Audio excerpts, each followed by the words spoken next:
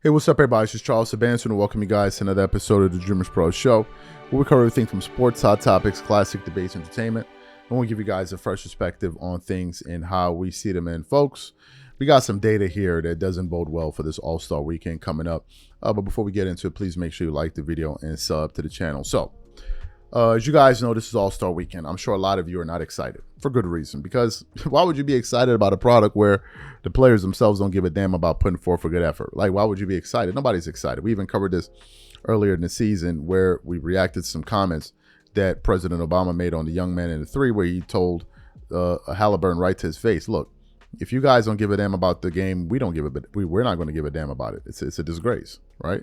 And since then, the NBA has come up with every different kind of trick that they can to try to make the viewers experience better. But if I'm being honest with you, I didn't even really pay much attention to the format for this weekend. Let me read what the NBA says on its website. This is from NBA.com itself, explaining the new All-Star Game format. It says the NBA and NPA announced new format for the 2025 All-Star Game. Okay, the National Basketball Association and the National Basketball Players Association announced today a new format for the All-Star Game in the Bay Area. It then goes on. For the first time, the NBA All-Star Game will feature a mini tournament with 4 teams and 3 games. Bro, what? 2 teams will meet in the semifinals for Game 1. Okay. And the remaining 2 teams will meet in the other semifinals, Game 2. The winning teams from Game 1 and Game 2 will advance to face each other in the championship game for Game 3. For each game, the winner will be the first team to reach or surpass 30 points. Each team will have 8 players and be named for an TNT NBA analyst. Okay. The 24 NBA All-Star selections will be divided evenly into 3 teams. Okay. With the rosters drafted by TNT's Inside the NBA commentary and honorary team general manager Charles Barkley, Shaquille O'Neal, and Kenny Smith. Okay. The 3 analysts will make their respective picks, Team Chuck, Team Shaq, Team Kenny, live on TNT in the NBA All-Star Draft, which will be conducted on Thursday, February 6th, just before the network's doubleheader that night. Pause. Do you guys know, I thought when I saw that, I thought it was just them bored and just making up like, hey man, what's your starting? I had no idea that was something that was supposed to matter. I had no idea. Okay, we continue on. The 4th team will be the winning team from the championship game of the Casserole Rising Stars, the annual showcase of the top first and second year NBA players and NBA G League standouts, which will be played on February the 14th during the NBA All-Star 2025. TNT analyst and WNBA legend Candace Parker will serve as an honorary GM of the Rising Star Championship, known as Team Candace. What? It continues on. The voting process to determine the 24 NBA All-Stars will remain the same. The 5 players honored as starters in each conference will be selected by fans 50%, the current NBA players 25%, the media 25%. The 7 players honored as reserves selected by head coach. Okay, good. The 4 teams participating in the All-Star Game will compete for a prize of $1.8 million, with each player on the championship team receiving $125,000 each. $25,000 each player on the second team receiving $50,000, and the third player received $25,000. And then it went on to say, bro, okay, where do we even begin? First of all, I didn't understand the damn thing that I just read. Maybe some of y'all did, but I know a good amount of y'all that just listen to that don't understand a damn thing of what's going on, and I'm one of them. What in the hell is that format? Bro, okay, so that's the format. For those of you who understood it, please let us know, because I ain't get it. Right? I don't understand what the hell they're talking about.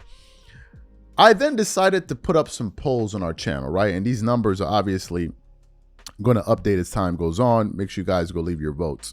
But we put up some votes on the panel, on our community board about an hour ago. First question was this. Do you think, and we want to show it to you, do you think this All-Star game will be the worst ever? Out of the 655 voters, by the time you guys see these numbers, they're going to be updated. 82% of them said yes. 18% said no. The next one, have modern day NBA players failed the fans? Out of 1,200 voters, 93% of them said yes. 7% said no. The next one, who's most to blame for the erosion of the NBA game? Out of the 600 voters, 53 are saying Adam Silver, 43% are saying the players. The final poll we put up, are you excited to watch the All-Star game? Which probably is the most important one. Out of the 400 voters as of now, 92% are saying no. 8% are saying yes. Folks, these are NBA fans. I am very sure that if you superimpose these numbers and you open it up to a pool of 200,000 NBA fans, the numbers will skew the same. This is a problem. A very big problem. It is showing you that fans don't care anymore. And the reason they don't care anymore is because of the apathy that the league and the players have shown to, have displayed towards the fans. It's just the truth. We're not criticizing them. We're just calling it what it is. And I think that it is important to let people like myself, who represent the views of many people that feel the same way, be allowed to express our views. Because it's going to give you guys more feedback. I'm talking about the NBA in terms of the product. The fans must be heard. They must be heard. You have to have people weigh in on the product that you're putting out there. It is that bad. I have zero. The only reason I'm watching the All-Star game is really for two reasons. Number one, to see if they're going to put forth any effort. That's the first one. The second one is to see how this format is going to play out and have some idea of what the hell went on so I can talk about it on Monday. That's about it, folks. That's all, folks. It has nothing to do with excitement. Nothing whatsoever.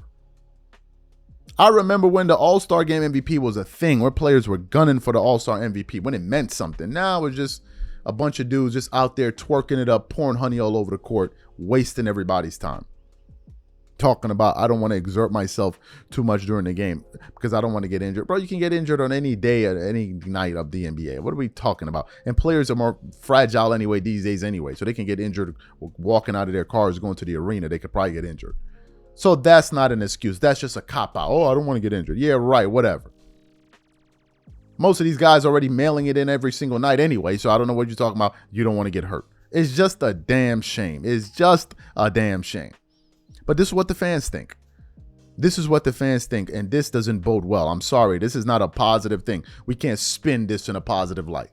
For the simple fact that the format is just so damn confusing, it's already a problem.